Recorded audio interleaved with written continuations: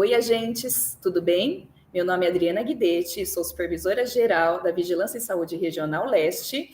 Estou representando o grupo técnico de enfrentamento às arboviroses e hoje a nossa capacitação nós iremos conversar um pouco sobre avaliação de densidade larvária, o ADL.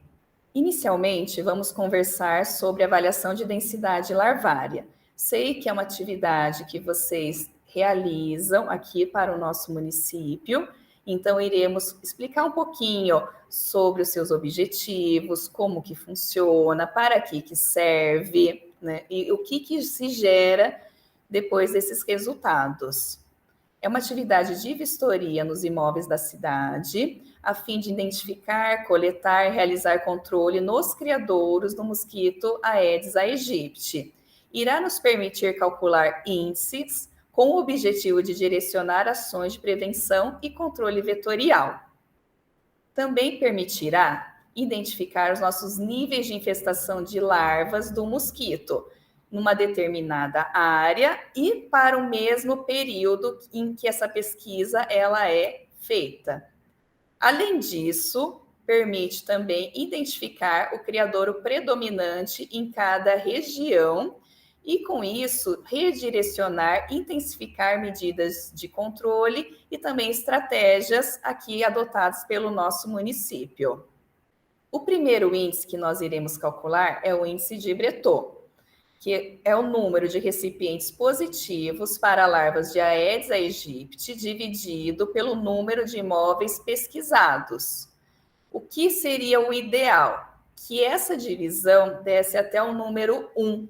Isso significa que até um recipiente positivo para larvas de Aedes é aceitável dentro de 100 imóveis pesquisados. Por isso, a importância de anotar todos os criadouros, tanto existentes, quanto com água, quanto com larva, para poder gerar esses indicadores. Outro índice é o índice predial. Então, todos os imóveis positivos divididos pelos imóveis pesquisados. Será que todas as larvas foram encontradas em apenas um imóvel ou não? Isso está distribuído de forma amostral no nosso território.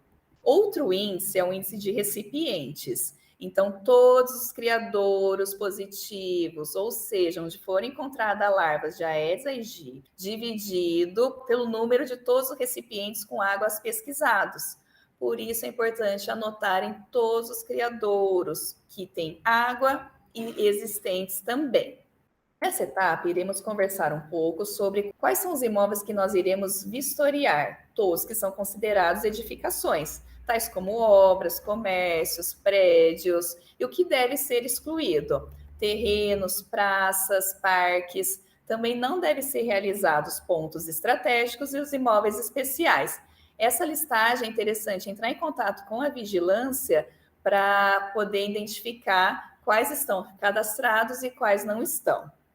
Esse é o nosso boletim de atividade de vigilância e controle e ele está disponível no site da prefeitura.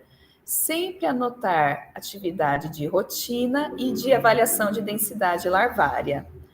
Tanto a área, o setor censitário e o número de quarteirão, ele já está disponível no sorteio enviado às unidades. Agente comunitário de saúde, execução 11. Agente de apoio ao controle ambiental, execução 10. A data que você realizou o trabalho, caso você use 2 folhas, o total sempre fazer a soma na primeira folha. Então, vamos lá. Número de ordem, anotar cada imóvel que você trabalhou por número sequencial, que você, na verdade, visitou, não que você trabalhou, na ordem sequencial. Então, no caso, Rua Gabão, quem te atendeu foi a dona Maria, no número 190. Foi um imóvel trabalhado, ou seja, você conseguiu entrar dentro dele, vistoriou quintal, jardim, o que foi possível vistoriar dentro da casa e o que foi identificado. No caso aqui do tipo 7, foi identificado prato ou pingadeira. O que é importante, que cada larva seja anotada em uma linha. Então, no caso, para o tipo 7, nós temos 1, 2, 3, 4 pratinhos. Quantos estão com água? 1, 2, 3, 4. Quantos estão com larva? Apenas 2. Cada larva em uma linha. Não esquecer que não podemos sair da casa deixando criadouros. Então, foi realizado o controle mecânico e anotem essa informação. É muito importante, não só fazer, mas deixar o nosso registro. Então, larva 1, amostra 1, larva 2, amostra 2. Próximo recipiente encontrado na Dona Maria, próximo criadouro tipo 19, foi um ralo externo. Ralo é criadouro? Se ele estiver com água acumulada desnivelado, ele pode ser considerado. Então, tinha um ralo e esse ralo estava com água e sem larva. Foi aplicado algum produto focal, nesse caso, podia ser um produto alternativo que o próprio munícipe joga para fazer o controle. Tipo 28, pneus. O que aconteceu aqui no pneu? Por que separou? Foi feita essa linha onde encontrou a larva. Só que sempre devemos coletar todas as larvas do recipiente. Para cada tubinho é interessante colocar no máximo 20 larvas, por conta da identificação do laboratório. Então, a amostra 3A é o primeiro tubo com 20 larvas e a amostra 3B são o resto das larvinhas que foram encontradas nesse recipiente. Lembrando também, desprezar a água e fazer o controle. E na linha de baixo foram anotados os outros 9, destes 9, 7 estavam com água e nenhum com larva. Reparem que nesse caso, o agente ele colocou uma linha para larva, todos os outros recipientes sem larva aqui embaixo. Não pode fazer pool, ou seja, encontrei 10 pneus, os 10 com larva, é uma linha e um tubinho para cada recipiente. Além disso, anotar sempre os criadouros que foram inspecionados. Além disso, não esquecer de anotar quem fez atividade de campo e a somatória da planilha. Vamos retomar o que nós conversamos. Então, todas as larvas de todos os recipientes devem ser coletadas. Em cada frasco, nós devemos colocar no máximo 20 larvas por conta da identificação do laboratório. Caso tenha muitas larvas, não foi possível coletar todos aqueles do recipiente, 2 frascos são suficientes e o que sobrar deve ser inviabilizado. Além disso, não fazer pool, ou seja, juntar todas as larvinhas de todos os pneus, por exemplo, no mesmo tubinho. É um tubo para cada criadouro. É uma avaliação de densidade larvária. Então, pulpas, se forem coletadas, elas não serão analisadas. O interessante é usar, tanto nas etiquetas quanto no boletim, o lápis. Se usar a caneta, ela irá manchar tanto com o álcool ou também com água de chuva, por exemplo. Chegou na sua unidade de trabalho, você vai preparar essa amostra. Então, você com a pipeta vai tirar o máximo possível de água e completar esse frasco com álcool 70. Por quê? Nós queremos conservar essa larva até que ela chegue no laboratório, senão essa larva pode virar pulpa e o trabalho é perdido. Também coletar todas as larvas que vocês encontrarem. Ah, mas já tenho experiência e essa larva eu já sei que não é de Aedes, porque ela é maior, é vermelha, alguma coisa. Não tem problema. Todas elas são importantes na hora de se pensar nos indicadores.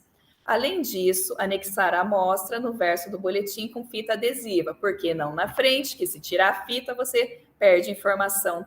Então, nosso material de trabalho, o lápis, a pipeta, o álcool 70, os tubinhos. E a nossa amostra de identificação preenchida a lápis, que deve ser colocada dentro do tubinho.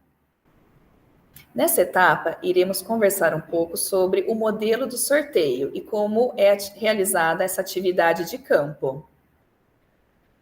Então, o modelo de sorteio do ADL chega para vocês desse formato, onde nós temos a nossa área, o setor censitário, os quarteirões, a serem trabalhados que fazem parte deste setor censitário, quantos imóveis estão cadastrados no CISAWeb para cada quarteirão, quantos nós devemos trabalhar, vistoriar efetivamente dentro desse quarteirão, e o início da nossa amostragem. Como exemplo, para o setor censitário 1373, então, devemos trabalhar 20 imóveis nesse setor censitário. Foram sorteados 4 quarteirões, então são 5 imóveis para cada quarteirão, porque 20 dividido para 4 quarteirões dá 5 imóveis a serem trabalhados, que é o número que está lá na nossa planilha. No caso, o setor censitário, ele não tem 4 quarteirões. No caso, ele só tem 2. Então, lembra, são 20 imóveis por setor censitário. Se eu tenho 2 quarteirões, então deve-se trabalhar 10 para cada um, que é o número que vem naquela planilha inicial. No caso daquele quarteirão, o início é o número 3. Como que nós sabemos isso? Na metodologia da SUSEM, então no quarteirão nós devemos começar a trabalhar ele no ponto mais ao norte.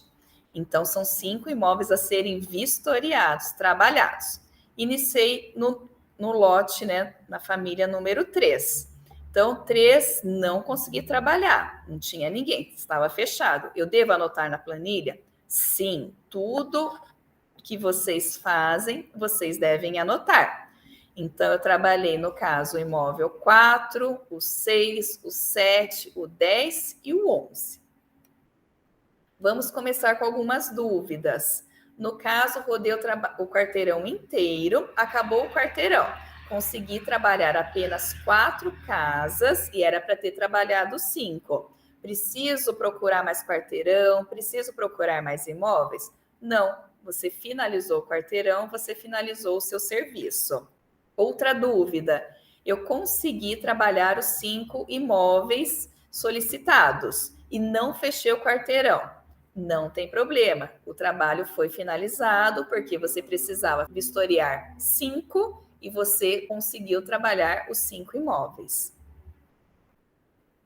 Outra dúvida, dentro do mesmo terreno tem mais de uma casa, como que eu faço isso? Então, no caso, é A e B, né? 9 e 10. A casa da frente, 9, estava fechada, a casa do fundo, 10, estava aberta. Então, você pode sim, para o mesmo terreno, anotar o que você trabalhou. Então, no caso, 9 é fechado e o 10 é trabalhado. No caso, é um quarteirão de prédios ou condomínios de apartamentos. Começar, então, ao bloco mais ao norte. Como é que nós trabalhamos prédios? Área comum, considerado um imóvel trabalhado. Área comum de cada bloco é mais um imóvel trabalhado. Também os imóveis térreos e de primeiro andar. Então, agradeço a atenção, espero que tenham gostado. Se ficou alguma dúvida, nós supervisores estamos à disposição no que for necessário. Também dúvida quanto a mapas, quanto a território, se tiver algo que não ficou muito bem esclarecido, podem entrar em contato que estamos aqui para trabalhar juntos. Além disso, que essas informações vocês possam aprimorar o processo de trabalho de vocês e é fazer o trabalho bem feitinho, como vocês já fazem mesmo, é continuar o nosso trabalho, né? De passar a informação em saúde à nossa população, orientação quanto aos principais criadouros, forma de transmissão.